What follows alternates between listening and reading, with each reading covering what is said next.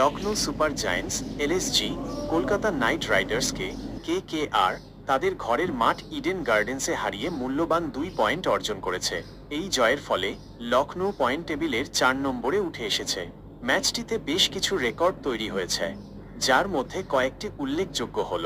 এই ম্যাচটি ছিল আইপিএলের ইতিহাসে কেকেআর এবং এলএসজির মধ্যে ষষ্ঠ ম্যাচ। এর মধ্যে লখনৌ 3টিতে এবং কেকেআর 2টি ম্যাচে জিতেছে। ইডেন গার্ডেন্সে এই দুটি দলের মধ্যে এটি ছিল তৃতীয় ম্যাচ, যেখানে উভয় দলই একটি করে জয় পেয়েছে।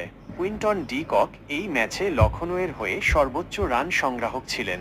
কেকেআরের বিরুদ্ধে খেলা 5টি ম্যাচে তার মোট রান 228। বোলিংয়ের ক্ষেত্রে লখনৌয়ের মহসিন খান কেকেআরের বিরুদ্ধে সবচেয়ে বেশি উইকেট 6টি নিয়েছেন। এছাড়াও ইডেন গার্ডেন্সে আইপিএলের ইতিহাসে বেশ কিছু উল্লেখযোগ্য পরিসংখ্যান রয়েছে। এখানে মোট 96টি আইপিএল ম্যাচ খেলা হয়েছে। প্রথমে ব্যাট করা দল 40টি ম্যাচে জিতেছে, যেখানে দ্বিতীয় ব্যাট করা দল 56টি ম্যাচে জয়লাভ করেছে। এই মাঠে সর্বোচ্চ দলগত স্কোর পাঞ্জাব কিংসের 262-2। সর্বনিম্ন দলগত স্কোর রয়্যাল চ্যালেঞ্জার্স ব্যাঙ্গালোরের 49-10। ব্যক্তিগত সর্বোচ্চ স্কোর রাজত পাতিদারের অপরাজিত 112। সবচেয়ে বেশি রান গৌতম গম্ভীরের 1407। সবচেয়ে বেশি উইকেট সুনীল নারিনের 72।